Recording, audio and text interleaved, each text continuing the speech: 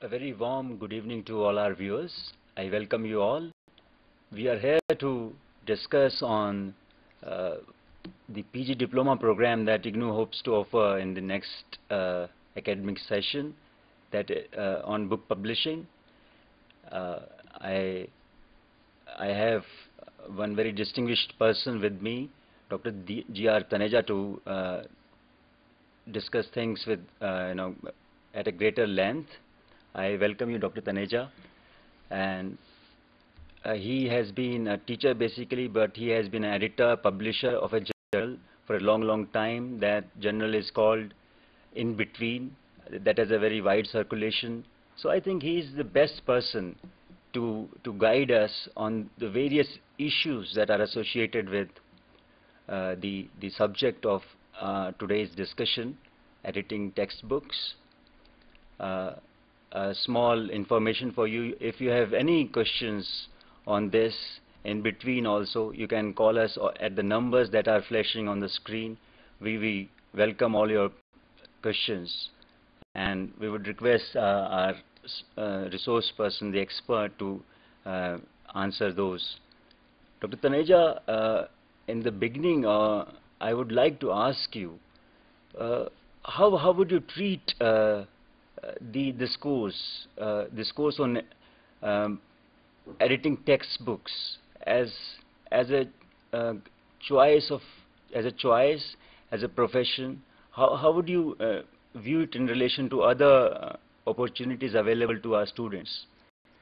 Thank you to Dr. Kumar for those wonderful words. Uh, that was a very kind introduction. To turn to the subject at hand, the times are now changing. We are in the middle of a certain kind of development on all fronts: economy, socio-political changes. I guess one word to use is globalization. Everything is changing, and therefore the business of publishing, editing, and even reading of books is changing. Great many more people read today, great many more publishers are around to publish those books, and therefore this is a massive industry growing up. Actually, we are not in the middle of a trend that is starting. We actually happen to be in the middle of a trend that has already started for a very long time, and we are kind of peaking up now, and things can only go up from here. Right now is a wonderful time for a young man to turn to editing or even publishing. Setting up a publishing house is a very fine profession to take up. It will be a remarkably profitable, encouraging, and a meaningful profession. Yes, and the next question should be, what kind of individual would suit best for this profession? Obviously, we would be dealing with printing presses, we'll be dealing with printed material, we'll be dealing with books briefly. Someone who never likes books probably is not going to be very happy in the profession. This is a kind of observation that can easily be contradicted. You don't have to love flying to be able to fly, but then if you are not interested at all in flying, probably you won't make a good flyer. If you're not interested in books at all, you can still be a publisher, but if you don't love books, you probably wouldn't be innovative. You probably wouldn't think about them. You probably would not be reflecting about what you do. If you like your profession, if you like doing what you produce, I think is a good thing. So a young man or a student or a young man who seeks to set up this business, if he reads books, if he's interested in reading, if he likes books, if he likes the smell of a book, if he likes the idea that books are objects of beauty, they look good, they give you joy, happiness, they are useful, they make you smarter, cleverer, or whatever the objective the books are attached to, I think that kind of person would do much better in this profession than someone who has a choice between setting up a property dealer's shop or a publishing house. He could make any choice, it will probably be the same. Yeah, very true. As far as the eligibility criteria for this course is concerned, I would like to add to what you said, that a student has to be a graduate in any discipline. We have four compulsory courses, and we have four elective courses. If a student selects one course on editing science and technology books, he has to have a science background. He has to have uh, science at his +2 level. So I mean, our students can make I mean, their choices accordingly. Next thing, Dr. Taneja, I would like to ask you, what are the new emerging trends in the field of editing? It's a very interesting situation. Uh, let's say 10 years ago, you could look at an Indian publication and tell from a long distance that it's an Indian book. You could tell whether the publication came from England, from an English publisher or an American publisher or a European publisher, and you could also see the distinction in terms of shoddy production, good looks, a book that looks pretty, attractive, vis-a-vis the Indian publication that were invariably shoddy, bad binding, bad paper, bad printing, bad editing for that matter. The quality of the total enterprise was rather low-key. Now that was 10 years ago. Right now it will be hard to tell. Some of the Indian productions, you would find it very difficult to distinguish an Indian publication from a European publication. Books being produced today are as good as that. The reason is it's an open sky. Times are changing. The foreign publications are more easily available in India. The expertise is available in India. The young people who set up these publication houses have access to these resources. So when they produce books, they try to do as well as that. If they are producing good books, I can assure you more people buy a good-looking book vis-a-vis a bad-looking book, even if it costs a little more. Of course, money is a different question. We can go into it later. But the cost of a book does play some major role. But other things being equal, would anyone not pick up a good-looking book, a book that looks much better than the other? This is one of the major changes that has taken place. If you want me to go into why that change has come up, the change has come up chiefly also because a great many publishers not only send books to India, they set up local Indian branches and not only distribute books from here, they actually produce books in India. In terms of not only going to presses and having the printing done in India, that was some time ago the case, now they set up editors, publishers, publishing houses here, have commissioning editors who go around the country, talk to local Indian scholars, ask them to write books. Those books are edited in India. Those books are produced in India. For example, Routledge India has an office in Delhi. They do all this. When the book is produced in India, eventually, a couple of months later, the same book gets republished in England also for the rest of the world's consumption. So, the world is a very, very open place now, and the technology from abroad, from centers where books are better produced, comes in here. We were a growing publishing industry till just the other day. We took advantage of it. We have resources, we have interest, we have encouragement, and there are people who now know things better. I'm sure 25 years ago, the concept of a publisher was not a particularly educated person. He just produced books. These days, people who have read books, studied books, gone to Oxford and Cambridge, joined the publishing industry. I know a great many of Oxford scholars who join the publishing industry as editors, even producers, even set up publishing houses. I think times are changing. That's one advantage.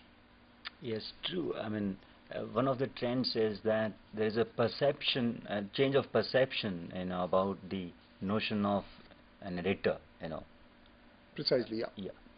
Yeah, so next I would like you to enlighten our listeners, our viewers, about the issues involved in the editing of general books in relation to their curriculum, in relation to their syllabus, and the pedagogy involved.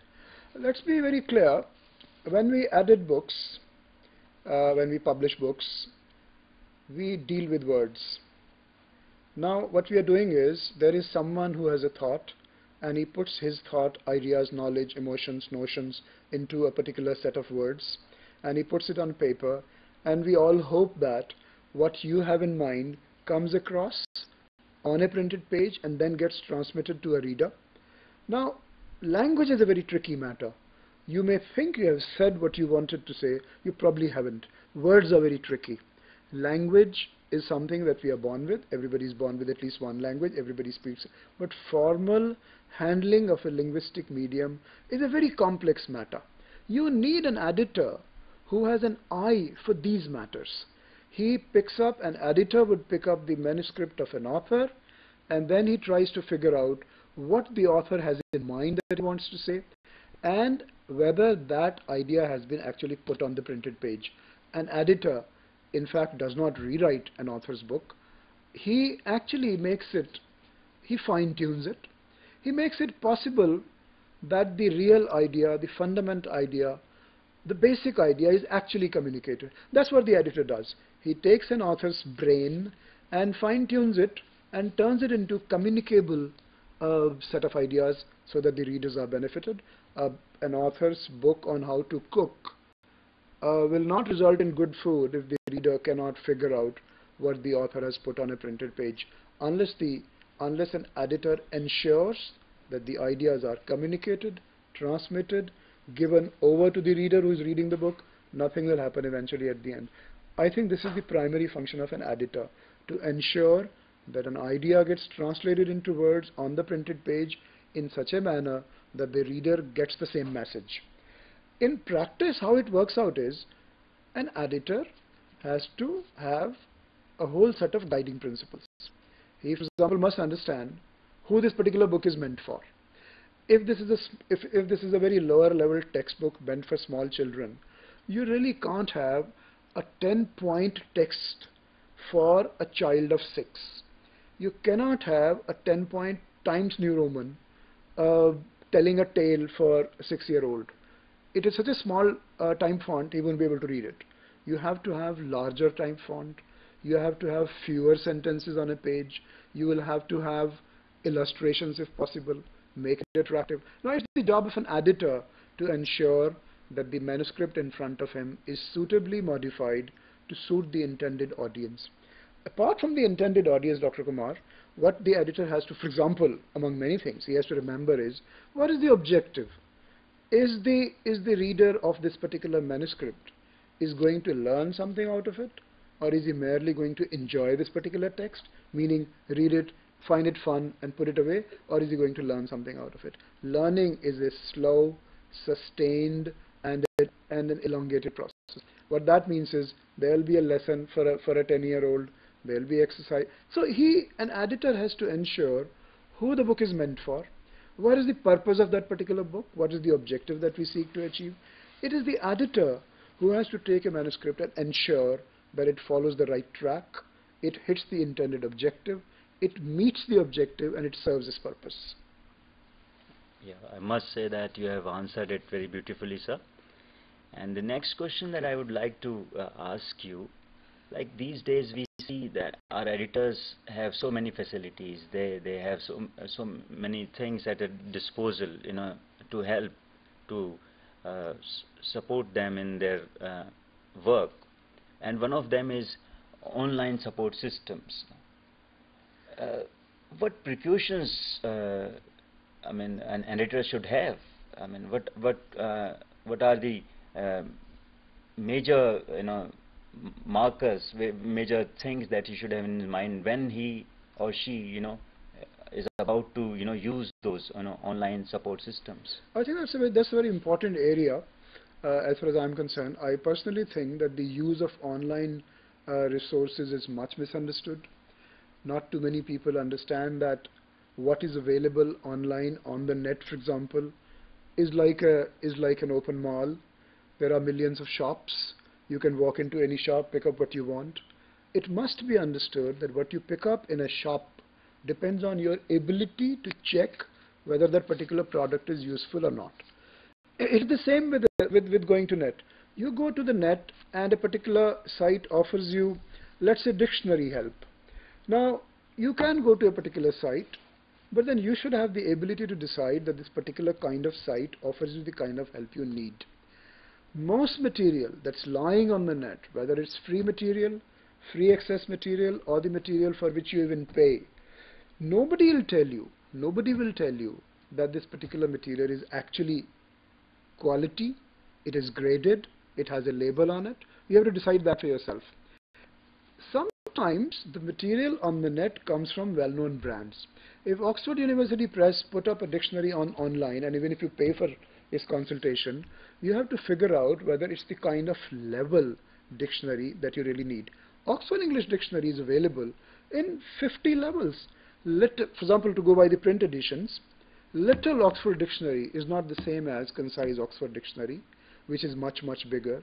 It is not the same as shorter Oxford Dictionary in two massive large volumes, which is obviously is not the same thing as the 20-volume OED first edition, and we are now in the process of having a second edition. We must understand that even within a branded knowledge source, the quality of the source will vary. An editor must know what he is using on the net. He must have the ability to determine that going to the net is not an automatic problem solver. You can go to the net, there is a great deal of resource available. An editor should be able to decide whether this material is useful or not. Now that makes it for an added responsibility. Let us not assume that net solves all our problems. Net is free. Even if you pay for it, in one sense it's free. Net is free like fresh air, and fresh air is half the time not fresh. What is available on the net is available. It saves time, it saves effort. Transmission is easy. We, for example, as me and Dr. Kumar talk, it is being transmitted to endless number of students, something that we couldn't have done earlier. But let's remember that online resources have their serious limitations. What is put online is not always useful, is not always dependable, because it is not graded. Nobody has put a label on it, a label that you can ask yourself, does it have a kind of ISI mark on that knowledge? If it does not, you should be cautious as an editor. You should be very cautious as an editor before you use it. Yes, very true. These days we have jobs for online editors also. People paid very heavily for that. Precisely. These jobs on online editing sites, or these jobs that have become available for carrying out this work on online, is directly the result of the point that I made earlier. Online material is not exactly always automatically dependable, is not automatic. It's not good because it's online. If you would remember, Dr. Kumar, 20 years ago, or let's say even earlier, just because something was in print was considered absolutely dependable. I still remember as a child people giving this argument that they had read something somewhere, therefore that information was correct because that information was in print. Since they had read a printed source, therefore it was dependable. Then we all learned just because something is in print is not dependable. Similarly, just because something on the net or online is not dependable. So we have online editors. If you are going to provide online services, if for example IGNOU decides to put up an archive or a library online, make available, let's say, 20 articles that will serve the purpose of this particular unit that we are discussing, now that material will have to be produced carefully, like everything else that IGNOU does. The printed lessons of IGNOU are carefully written, edited, graded, moderated, finally determined that they are good, they are printed, and then they are given to the students. Online material also similarly now needs to be graded, improved, rewritten, polished. So these are the jobs that have become available in response to the point that I made earlier. Online material is not automatically good. You need editors to improve the online material. Therefore, these jobs are now available. And looking at the copyright issues, other things. All kinds of relevant issues come in. You put something on, something in print is probably in the public domain. As you know the laws, I'm sure you know them better than I do. There are laws which would say that a particular book is in print is in the public domain. There is no copyright on it. But when you put it on the net, it becomes copyright, because what you're putting on the net is an image of the book. Now whoever made the image is the owner of that copyright. So you're not actually putting the book on the net, and so on. There are very complicated legal issues involved with online material. But then I guess in course of time, the computer is new. In our country, it's even newer. And in course of time, all these issues of copyright will hopefully will get settled one way or the other. We are also in a situation where it is generally understood that knowledge cannot be the personal property of some people. An organization or a corporate body cannot produce knowledge and keep it to itself and price it too high and make it inaccessible. So you have a public perception that knowledge must be made available. Project Gutenberg has millions of books on it, books that otherwise would require that I go buy them.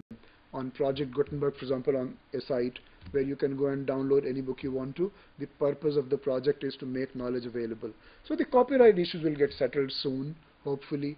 And even if the copyright issues remain, and for example, IGNOU has to pay an author to put his book on the site, that's quite all right. The author has done his work. He has contributed to a body of knowledge. IGNOU will buy this knowledge as it buys everything else. IGNOU pays for everything that it gets done for its students. It will probably pay for those copyright rights also. Yeah, right. Now we move on to the editing of prose and poetry.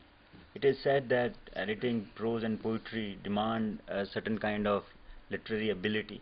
What is your say on that? In actual fact, the editor of any book whatsoever has to have two dimensions.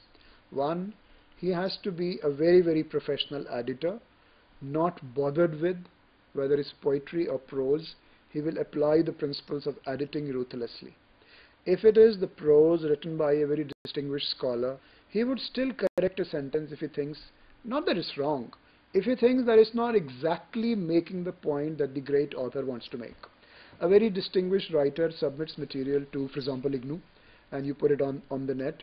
The editor, if he feels that a particular prose sentence, a prose that has been read for a very long time, the prose that has acquired the level of creativity, or even poetry or fiction, an editor today who is going to republish the book, for example, if you have Tolstoy's War and Peace, if you're going to republish it today, an editor still has to read it.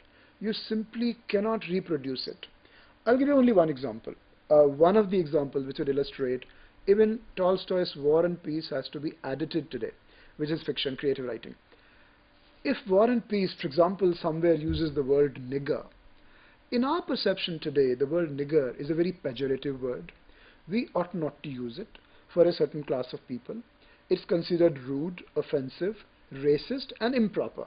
We won't use that word. If War and Peace uses the word nigger somewhere, an editor today would want to change it, would require that we change it, or at least we would put an asterisk there and provide this information at the bottom of the page, not an appropriate word to be used. After all, we are talking about textbooks, and if War and Peace becomes a textbook, we do want our students informed that this particular word is not exactly appropriate usage today, something that we did not need to do 5 years or even 10 years ago.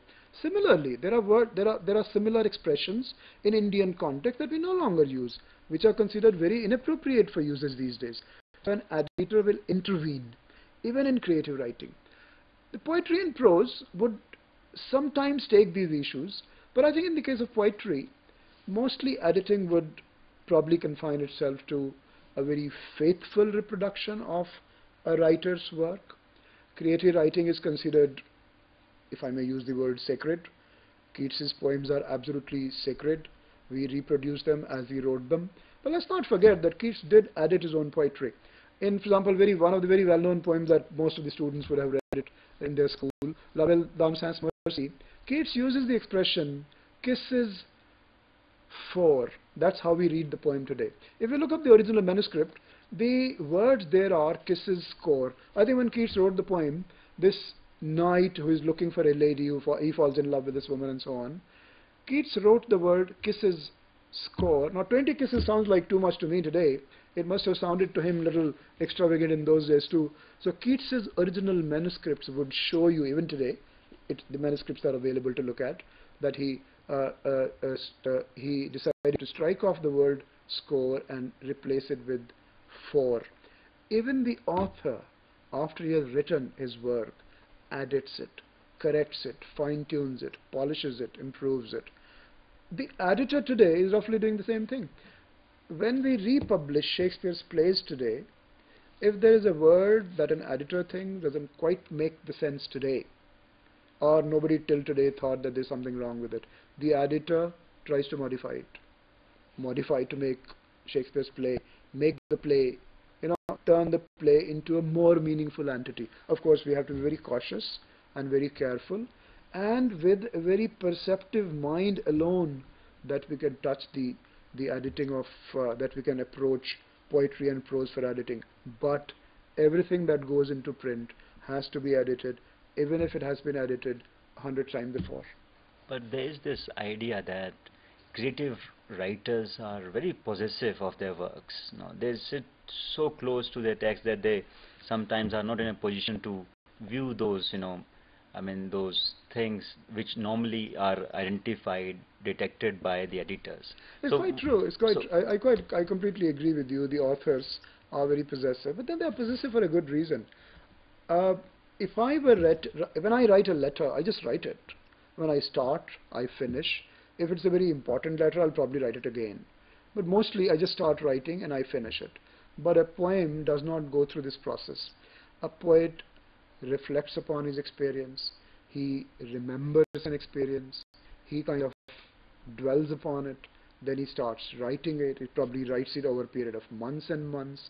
So a poem eventually is the result of a very long process of poet's personal editing itself. So he has already done so much work on it that he's probably right in feeling that he has achieved a final shape and form. And let's admit that it's not every day that an editor like me manages to find fault with a poem. Oh, very rarely indeed. Poets come with their work at the end of a long process of hard labor on them. I mean, poets go through an experience. It's a single minute watching of a setting sun, but then a poem might take months and months. The point is, poets are very possessive for a good reason. That poem has already had the benefit of a massive amount of editing. It probably doesn't need much editing now. But a poem should be faithfully reproduced in the sense, if you receive a manuscript, we should make sure it gets reproduced in the manner in which the poet wrote it. Unless an editor can think of something really drastic that requires attention, and as I gave an example in the case of Shakespeare's plays, every 5 years, each one of the Shakespearean play gets republished. Every new editor manages to find something or the other. But then Shakespeare is a different case. It's such a large body of writing. They are such large plays. They are so complex and complicated, and also they come from times when they were not very carefully written down on paper. They were not very carefully republished in the times in Shakespeare's own life. So what we have is other people's recollection of those plays, scribbled down quickly, hurriedly, within the time frame of the performance. So there is much we can correct. I think there is some justification for an author to feel very possessive and feel that, oh, please don't touch my poetry. I have done enough touching and retouching myself, unless you can draw his attention to something drastically wrong that he accidentally missed. For example, a spelling, for example. yeah, but one occasion that I am reminiscent of at this point, I have heard that Charles Dickens, changed the ending of one of his novels, on the, after the advice of his editor. So sometimes, editor, they are able to see through one particular, lapse on the part of the author. So, would you suggest the editors to be little negotiating, if sometimes, if they, they can, come in clash with the writer sometimes, and they have to impress upon their point of view to the author in the right sense? It's a very fascinating example, but I think the way I understand it, I can very easily answer it. Here is an editor who is playing the role of a marketing man. For the marketing person, a particular ending probably will go down with readers much better than another ending. If this is for example, if these days readers are happier with happy endings, I think it will be a very risky proposition to produce a very long novel and print and publish it which has a very tragic ending. It's commonly known that Indian readers are happy with a happy ending. The endless number of Bollywood movies end with happy notes rather than tragic notes. Now here the editor becomes a marketing editor. If he thinks that a particular book which has the merit in every possible way of selling, making the readers happy, fulfilling its objective, but just the ending itself is going to make the readers unhappy, I think it's a fair suggestion on the part of an editor to offer to the author. The author probably would take the suggestion thinking that this is what the readers want, this is what is acceptable. And let's not forget that most authors are conscious of the fact that they are trying to sell their work, and if the editors are the ones who will eventually buy their work, I think the authors are pretty frequently amenable to these kind of useful suggestions. But what actually happens is these events, these kind of occurrences, probably happen very infrequently indeed, because most authors too write in a given context. An author writing today is writing for his readership today, and he knows the kind of readers he has to address. He writes a book 1, it doesn't sell. He writes a book 2, book 3, book 4. In the process of writing and selling it, he probably learns what people people like. It's true that authors just write without caring for who cares for their books or not. But I'm sure they are sensitive to the fact that books are meant for readers, and they probably do modify or make concessions for their readers. Yeah. Before we move on, I must invite our listeners, to participate in this program. I sincerely hope that your questions, which you can always ask us, by calling at the numbers flashing on the screen, will make this broadcast, this program more meaningful. We welcome your questions. Please ask any questions. We'll try our best to answer them. Yeah. So the next question that we have, Dr. Taneja, that there are various types of editing, editing fiction, editing non-fiction, and there is this, separate kind of category, editing science and technology books. What are the, cautions? What are the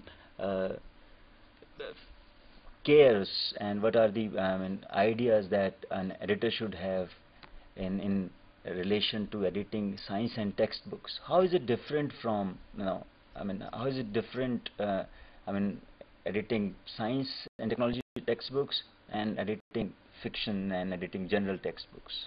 Well, there is a sense in which probably there is no difference. You are editing textbooks. What, for example, immediately changes is if an editor has absolutely no acquaintance with his subject that he's editing, he's probably not going to be able to do it well. The editor of creative writing should have some interest in creative writing. He should be familiar with a body of creative writing. He should be sensitive to the kind of problems a work of creative fiction, poetry can throw up. If you are dealing with a science and technology book, an editor who is totally unaware of, or he doesn't have any science and technology background, he probably won't be able to anticipate the problems in the editing of these books. Again, in both cases, the question is of transmission of the authorial ideas to the readers. This particular process is identical, but if an editor who does not know the subject he is dealing with will not be able to effect this process. So a science and technology editor better have a science and technology background himself, without which he will not be able to handle it. The creative writing person too must have a certain kind of the editor who is dealing with creative writing must have a certain kind of background that makes him suitable for it. A scientist, for example, who has had no interest in literature would make a poor editor of literature books.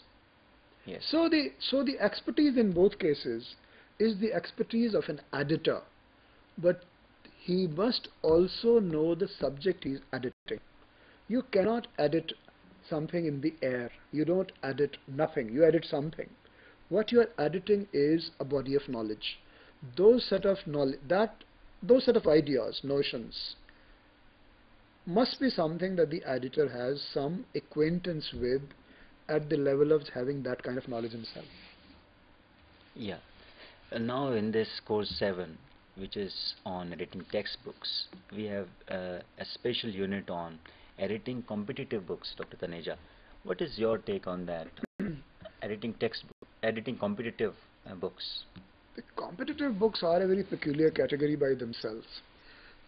One of the things to remember is the competitive examinations. In fact, so there are many categories of competitive examinations to begin with. So there are competitive examinations which focus on mathematics, examination that focus on science subjects, examination that will focus on general knowledge or linguistic skills. Depending on what that competitive examination seeks to provide you with, it is that kind of competitive examination. So again, there are many categories, but within each category, that competitive examination will have to be of a certain very average level, because in a country like ours, one single competitive exam will have hundreds and thousands of applicants. You have to have a large canvas which will test a large body of students in their skills, even though that large body of students will consist of people who are very good but are good in very different ways. So you could have, in a particular competitive test, you could have questions set in which would be of such wide variety that will cover a large variety of students. You cannot have one single question, for example, in a linguistic competitive test, a competitive test that seeks to examine students' language. You cannot just have one question on transitive verbs and intransitive verbs. There are students who are wonderful with language but may not be good with one set of grammatical terms. You have to have a large canvas. A competitive book would prepare a large body of students in a large variety of things, even though all those aspects covered in that competitive book will not show up in the exam. A competitive books also must initially provide basic training of the discipline. So if I am going to sit for a competitive examination which requires language skills, the competitive book need not merely have exercises. It should spend a little space, devote a little space to training me into basic language material or basic language skills. I'll probably not be learning them, I'll probably be refreshing them.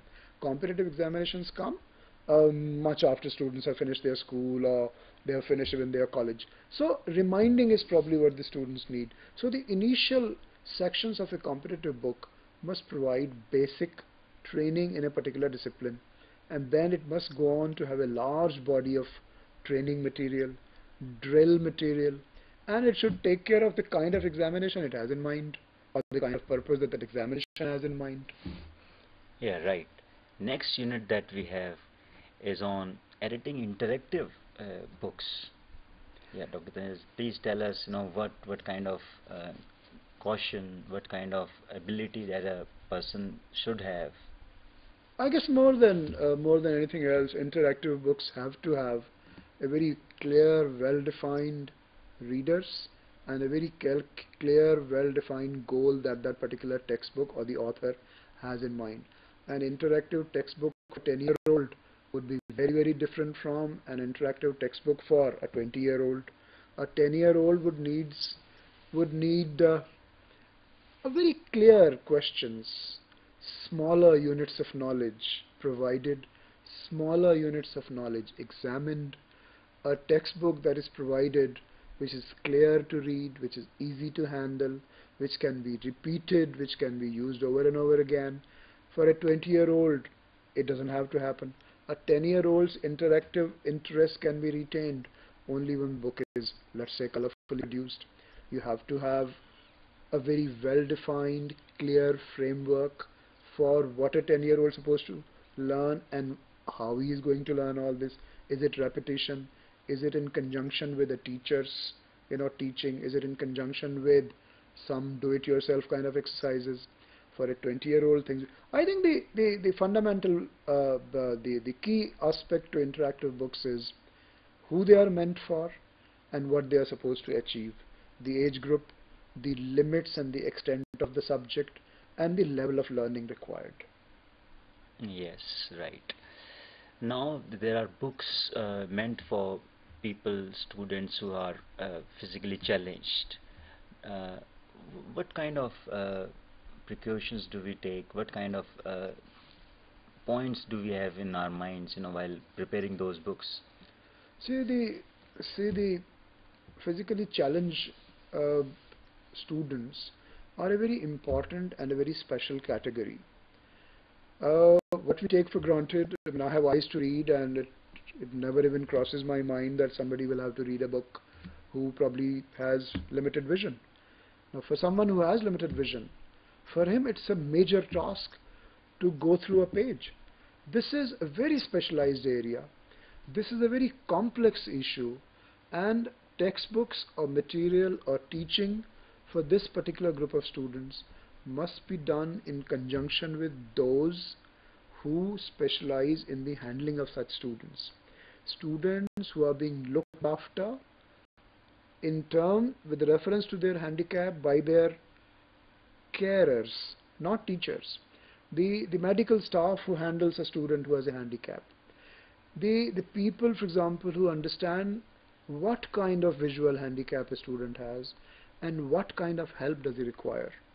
If a student really has an eyesight, good eyesight, but his only problem is dyslexic, which means he would always see letters not in the correct order but jumbled. Now that kind of situation requires a very specialized technical advice. It is with reference to that kind of technical help, medical help, technical help, a very special counseling. It is in this context that an editor can prepare textbooks for them. In fact, such textbooks can be and must be prepared with reference to these very specialized group of people. I think as an editor, I would never dare to prepare a textbook for a handicapped student unless I have the full and complete consultation with the kind of experts who handle these handicaps. Yeah. So, I mean, what I make out from your is that basic sensitivity is required. A basic understanding of that handicap, a basic, very clear understanding of what can compensate for that handicap when we prepare a book. If it is only a visual defect, maybe a larger font size will be enough. If it is a certain kind of visual defect, for example, in which students are not able to see color, you have to have textbook only in black and white. If it is a certain kind of student who cannot hear well, you cannot have any interactive material for him which requires listening to anything. So it is a very specialized area, and an editor has to be in consultation with other experts who are sensitive to and are knowledgeable about those handicaps. It is only then that we can prepare a textbook with reference to them. Excuse me, Dr. Taneja, maybe we are running short of time, and we'll consult you in relation to all our questions sometime in future. I would like to share my email with our viewers. If you have any questions, you can email also. My email ID is pramod, P-A-R-M-O-D .mehra, M-E-H-R-A @gmail.com. You are welcome to post your questions to me. I would definitely answer those. And in the end, I would like to thank Dr. Taneja, who have spared time today and have enlightened our listeners, viewers. So thank you, Dr. Taneja. Thank you very much for inviting me. I greatly enjoyed our discussion. I look forward to other opportunities. Thank you.